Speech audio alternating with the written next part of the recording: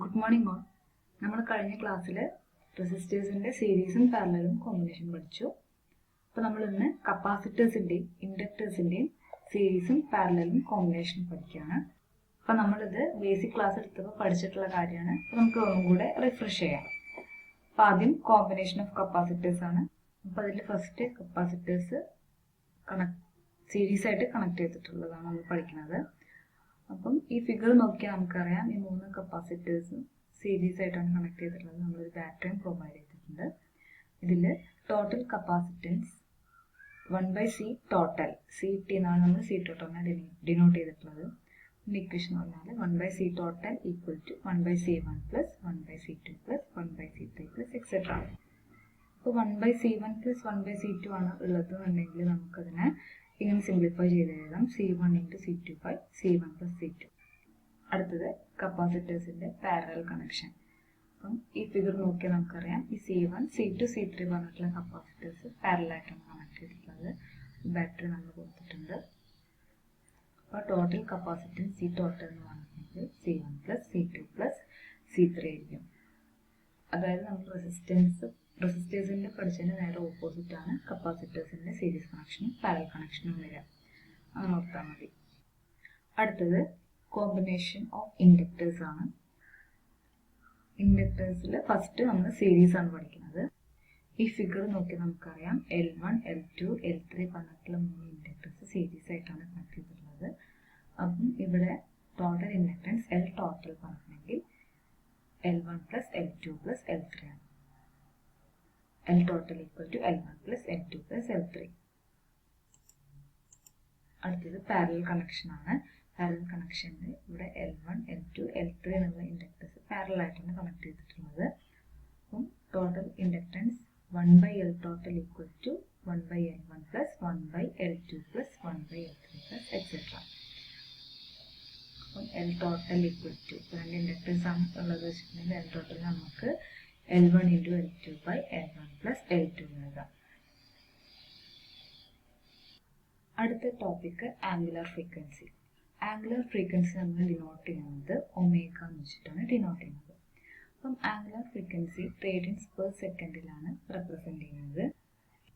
ഇത് എന്താ ഉദ്ദേശിക്കുന്നതെന്ന് വെച്ചിട്ടുണ്ടെങ്കിൽ ഇപ്പോൾ ഏതൊരു ആൾട്ടർനേറ്റീവ് ക്വാണ്ടിറ്റി ആണെങ്കിലും ഒരു സൈക്കിൾ കംപ്ലീറ്റ് ചെയ്യാന്ന് പറഞ്ഞിട്ടുണ്ടെങ്കിലാണ് 2π റേഡിയൻസ് ആണല്ലേ.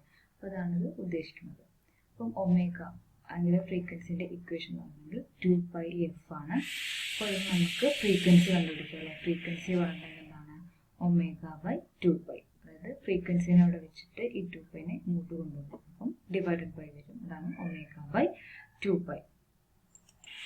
അടുത്ത ടോപ്പിക്കാണ് different forms of alternate voltage equation. അപ്പം നമുക്ക് voltage V equal to Vm sine theta എന്ന് എഴുതാം. വി എന്ന് പറഞ്ഞാൽ മാക്സിമം വോൾട്ടേജ് ആണ്. അപ്പം ഇങ്ങനെയാണ് നമ്മൾ റിപ്രസെന്റ് ചെയ്യുക. ഇനി തീറ്റയ്ക്ക് നമുക്ക് ω/t എന്ന് പറഞ്ഞിട്ട് സബ്സ്റ്റിറ്റ്യൂട്ട് ചെയ്യാം. അപ്പം വി എന്ന് പറഞ്ഞ ഇക്വേഷൻ എന്താവും? Vm sine ω/t. അതായത് തീറ്റ എന്നുള്ളത് നമുക്ക് ω/t എന്നുള്ള വാല്യൂ സബ്സ്റ്റിറ്റ്യൂട്ട് ചെയ്തു. നമുക്ക് ഇക്വേഷൻ കിട്ടി V equal to Vm sine ω/t. അപ്പം നമുക്കറിയാം ഒമേഗ പറഞ്ഞിട്ടുണ്ടെങ്കിൽ ആംഗുലാർ ഫ്രീക്വൻസി ആണ്. നമ്മൾ പഠിച്ചു ഒമേഗ ഈക്വൽ ടു 2πf ആണെന്നല്ലേ. അപ്പം ഈ ഒമേഗയ്ക്ക് നമ്മൾ ഈ വാല്യൂ സബ്സ്റ്റിറ്റ്യൂട്ട് ചെയ്തു. അപ്പം നമുക്ക് കിട്ടും V equal to Vm sine 2πft. V equal to Vm sine 2πft. അപ്പം നമുക്കറിയാം F ഈക്വൽ ടു 1/t ആണല്ലേ. അപ്പം നമുക്ക് ഈക്വേഷൻ എങ്ങനെ എഴുതാം? V equal to Vm sine 2π. എഫിൻ്റെ സ്ഥാനത്ത് നമുക്ക് 1/t സബ്സ്റ്റിറ്റ്യൂട്ട് ചെയ്യാം. 1/t ഇൻറ്റു ടി എന്ന് കിട്ടും. അപ്പം ഇതാണ് different forms of alternate voltage equation. അപ്പോൾ ഇതുപോലെ തന്നെ നമുക്ക് കറണ്ട് ഇക്വേഷൻ എഴുതാം. V equal to Vm sine ω/t എന്ന് എഴുതിയിട്ടുണ്ട് അല്ലേ. അതേപോലെ തന്നെ നമുക്ക് വിക്ക് പകരം കറണ്ടിനെ I equal to Im sine ω/t എന്ന് നമുക്ക് എഴുതാം. ഇത് V എന്ന് പറഞ്ഞാൽ സ്മോൾ v ആണ് കേട്ടോ. അപ്പോൾ നമുക്കിത് വെച്ചിട്ടൊരു പ്രോബ്ലം ചെയ്യാം. ഇവിടെ ക്വസ്റ്റ്യൻ എന്താണ്? An alternating current is given by the expression I equal to 50 sin 628t.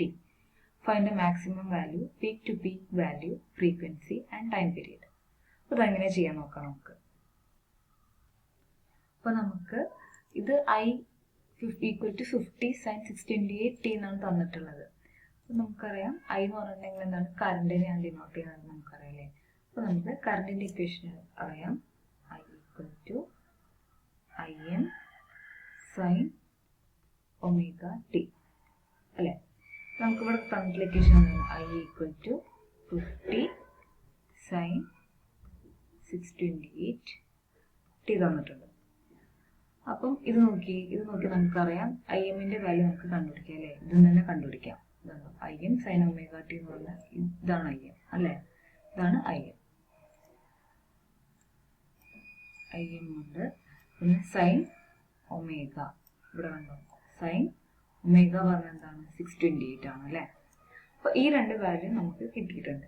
അപ്പം ഇതിലെന്താ നമ്മളോട് ചോദിച്ചിരിക്കുന്നത്, മാക്സിമം വാല്യൂ കണ്ടുപിടിക്കാൻ പറഞ്ഞിട്ടുണ്ട്.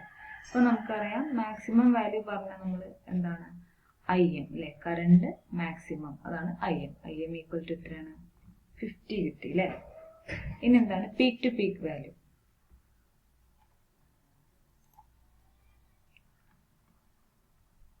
പീക്ക് ടു പീക്ക് എന്തായിരിക്കും, നമുക്കറിയാം നമ്മൾ പഠിച്ചിട്ടുണ്ട്, നമ്മൾ ഒരു സൈൻ വേവ് പഠിച്ചിട്ടുണ്ടെങ്കിൽ ഇത് മാക്സിമം വാല്യൂ ആണ് പഠിച്ചിട്ടുണ്ട് അല്ലേ. 50 ആണ് ഇപ്പം നമുക്ക് കിട്ടിയിട്ടുള്ളത്. അപ്പം ഇത് പീക്ക് ടു പീക്ക് എന്ന് പറഞ്ഞാൽ എന്താണ്, ഇൻറ്റു 2 ചെയ്യണം അല്ലേ. അപ്പം 2 ഇൻറ്റു ഐ എം ചെയ്യുക. അപ്പം എത്ര കിട്ടും, 2 ഇൻറ്റു 50, അതായത് 100 എന്ന് കിട്ടി അല്ലേ. പീക്ക് ടു പീക്ക് വാല്യൂ കിട്ടി. ഇനി അടുത്തത് കണ്ടുപിടിക്കാൻ പറഞ്ഞിരിക്കുന്നത് ഫ്രീക്വൻസിയാണ്. ഫ്രീക്വൻസി പറഞ്ഞിട്ടുണ്ടെങ്കിൽ നമ്മൾ നേരത്തെ പഠിച്ചു, F equal to omega by 2π നമ്മൾ പഠിച്ചിട്ടുണ്ട് അല്ലേ. അപ്പോൾ നമുക്ക് ഇവിടെ ഈ ഇക്വേഷൻ നമുക്ക് കിട്ടുന്നത് ഒമേഗ എന്താണ് 628 ആണ് അല്ലേ. അപ്പോൾ നമ്മൾ അതിവിടെ സബ്സ്റ്റിറ്റ്യൂട്ട് ചെയ്യും. നമുക്ക് കിട്ടും ദാറ്റ് ഈക്വൽ ടു 628/2π. പൈയുടെ വാല്യൂ നമുക്കറിയാം 3.14 ആണ് അല്ലേ. 628/2 ഇൻറ്റു 3.14. ഇത് ചെയ്യുമ്പോൾ നമുക്ക് കിട്ടും 100 ഹെർട്സ്. അടുത്തത് കണ്ടുപിടിക്കാനുള്ളത് ടൈം പീരീഡ് ആണ്. ടൈം പീരീഡ് നമുക്കറിയാം, time period T equal to 1/f ആണ് അല്ലേ. അപ്പൊ നമുക്ക് ഫ്രീക്വൻസി ഇവിടെ കിട്ടിയിട്ടുണ്ട് എത്രയാണ്, 100 ഹെർട്സ്. 1/100 എത്ര കിട്ടും, രണ്ട് സീറോ ആണ്. അപ്പൊ 2 പോയിന്റ് ഷിഫ്റ്റ് ചെയ്താൽ മതി. അപ്പം 0.01. ടൈം പീരീഡിന്റെ യൂണിറ്റ് എന്താണ്, സെക്കൻഡ്. 0.01 സെക്കൻഡ്. അടുത്ത question, represent the given current waveform mathematically. അപ്പോൾ അത് കറണ്ട് വേവ് ഫോം ആണല്ലേ. അപ്പോൾ നമുക്ക് കറണ്ട് വേവ് ഫോമിന്റെ ഇക്വേഷൻ അറിയാം, I equal to I M sine omega T. അപ്പോൾ അതിൽ കുറച്ച് വാല്യൂസ് തന്നിട്ടുണ്ട്. അപ്പോൾ ആ വാല്യൂസ് വെച്ചിട്ട് നമുക്ക് ഇത് ചെയ്യാം. അപ്പോൾ ഇവിടെ നോക്കി, ഇവിടെ മാക്സിമം വാല്യൂ നമുക്ക് തന്നിട്ടുണ്ട് എത്രയാണ്, 10 ആംപിയർ ആണെന്ന് തന്നിട്ടുണ്ട് അല്ലേ. ഇവിടെ 0.04 സെക്കൻഡ് തന്നിട്ടുണ്ട്. അതെന്താണ്, ടൈം പീരീഡ് ആണല്ലേ, അതായത് ഒറ്റൊരു സൈക്കിൾ കംപ്ലീറ്റ് ചെയ്തെടുക്കുന്ന ടൈം അല്ലേ, അത് തന്നിട്ടുണ്ട്. അപ്പൊ അത് വെച്ചിട്ട് നമുക്കിത് ചെയ്തൂടെ. അപ്പൊ നമുക്ക് ഐ എം ആണല്ലേ, മാക്സിമം വാല്യൂ ആണ് 10 ആംപിയർ കിട്ടിയത്. നമുക്കതിവിടെ സബ്സ്റ്റിറ്റ്യൂട്ട് ചെയ്താൽ മതി. നമുക്ക് എന്ത് കിട്ടണം, ഒമേഗയുടെ വാല്യൂ കിട്ടണം അല്ലെ. ഒമേഗയുടെ വാല്യൂ കിട്ടണമെങ്കിൽ നമുക്കറിയാം ഒമേഗ എന്ന് പറഞ്ഞിട്ടുണ്ടെങ്കിൽ എന്താണ്, 2πf ആണെന്ന് അറിയാം.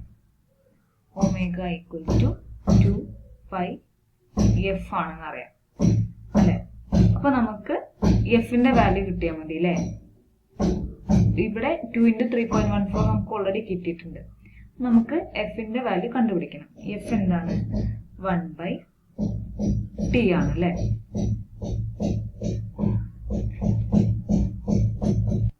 അപ്പൊ നമ്മൾ ഓൾറെഡി പറഞ്ഞു, ടി പറഞ്ഞെങ്കിൽ 0.4 സെക്കൻഡ് ആണല്ലേ. അപ്പൊ നമുക്കത് സബ്സ്റ്റിറ്റ്യൂട്ട് ചെയ്യാം. കിട്ടും 1/0.04. എത്ര കിട്ടാം, 25 ഹെർട്സിന് കിട്ടും. പിന്നെ നമുക്ക് ഇതൊന്ന് ഒമേഗ കണ്ടുപിടിക്കാം. ഒമേഗ പറഞ്ഞിട്ടുണ്ടെങ്കിൽ നമ്മൾ പറഞ്ഞു 2πf ആണല്ലേ. അപ്പോൾ 2 × പൈയുടെ വാല്യൂ 3.14 ഇൻറ്റു എഫ് എത്ര കിട്ടിയിരിക്കുന്നത് നമ്മൾ കണ്ടുപിടിച്ചു, 25 ഹെർട്സ്. അപ്പോൾ നമുക്ക് എത്ര കിട്ടും, 157 എന്ന് കിട്ടും ഇത് മൾട്ടിപ്ലൈ ചെയ്യുമ്പോൾ. അപ്പോൾ നമുക്ക് മാത്തമാറ്റിക്കലി ഇതിൻ്റെ ഇക്വേഷൻ എങ്ങനെ എഴുതാം? ഐ ഈക്വൽ ടു നമുക്കറിയാം ഐ എം അല്ലേ, ഐ എം എത്രയാണ് 10 അല്ലേ. അപ്പം ഐ എം ഈക്വൽ ടു 10 ആണ്. അപ്പം 10 ഇനി എന്താണ് സൈൻ ഒമേഗേൻ്റെ വാല്യൂ ഇവിടെ കണ്ടുവച്ചിട്ടുണ്ട്. എത്രയാണ് 157 ടി. ഇതാണ് ഈ വേവ് ഫോം നമ്മൾ മാത്തമാറ്റിക്കലി എഴുതുന്നത് കേട്ടോ. റെപ്രസെന്റ് ചെയ്യുന്നത് ഇങ്ങനെയാണ് 10 സൈൻ 157 ടി. നമ്മൾ ഇനി അടുത്ത ടോപ്പിക്ക് പഠിക്കാൻ പോകുന്നത് റിയാക്റ്റൻസ് ആണ്. റിയാക്റ്റൻസ് നമ്മൾ എക്സ് വെച്ചിട്ടാണ് ഡിനോട്ട് ചെയ്യുക. റിയാക്റ്റൻസ് എന്ന് പറഞ്ഞിട്ടുണ്ടെങ്കിൽ ഇപ്പം കപ്പാസിറ്റേഴ്സും ഇൻഡക്ടേഴ്സും ഒക്കെ ഉണ്ടാവും സർക്യൂട്ടിൽ. അപ്പം ഈ കപ്പാസിറ്റേഴ്സിന്റെ കപ്പാസിറ്റൻസും അതുപോലെ തന്നെ ഇൻഡക്ടേഴ്സിന്റെ ഇൻഡക്ടൻസും ഒക്കെ പ്രൊവൈഡ് ചെയ്യുന്ന ഒരു ഒപ്പോസിഷൻ, അതിന് നമ്മൾ പറയുന്ന പേരാണ് റിയാക്റ്റൻസ്. റിയാക്റ്റൻസ് നമ്മൾ ഓംസിലാണ് മെഷർ ചെയ്യുക. അപ്പോൾ റിയാക്റ്റൻസ് രണ്ട് തരത്തിലുണ്ട്, കപ്പാസിറ്റീവ് റിയാക്റ്റൻസും ഇൻഡക്റ്റീവ് റിയാക്റ്റൻസും. അപ്പോൾ കപ്പാസിറ്റീവ് റിയാക്റ്റൻസ് നമ്മൾ എക്സ് സി വെച്ചിട്ടാണ് ഡിനോട്ട് ചെയ്യുന്നത്. എക്സ് സി എന്ന് പറഞ്ഞിട്ടുണ്ടെങ്കിൽ 1/2πfc.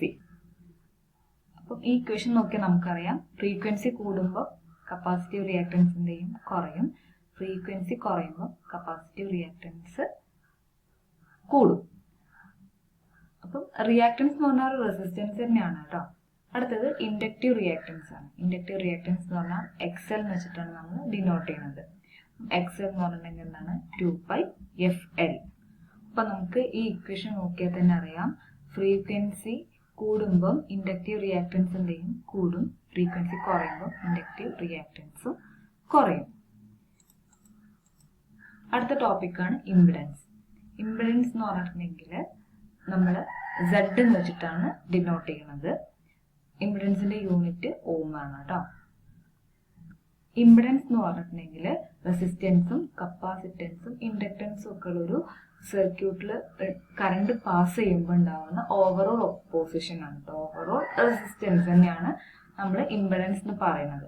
അപ്പം ഇംപിഡൻസിനെ നമുക്ക് Z എന്ന് വെച്ചിട്ട് ഡിനോട്ട് ചെയ്യാം. Z equal to √r² + x². X നമ്മൾ പഠിച്ചതാണ്. എക്സ് എന്ന് പറഞ്ഞിട്ടുണ്ടെങ്കിൽ റിയാക്റ്റൻസ് ആണ് അല്ലേ. അപ്പൊ നമുക്ക് റിയാക്റ്റൻസിനെ എങ്ങനെ എഴുതാം? XL - XC. അപ്പൊ ആ വാല്യൂ നമ്മളിവിടെ സബ്സ്റ്റിറ്റ്യൂട്ട് ചെയ്യുമ്പോൾ നമുക്ക് കിട്ടും Z equal to √r² + XL - XC².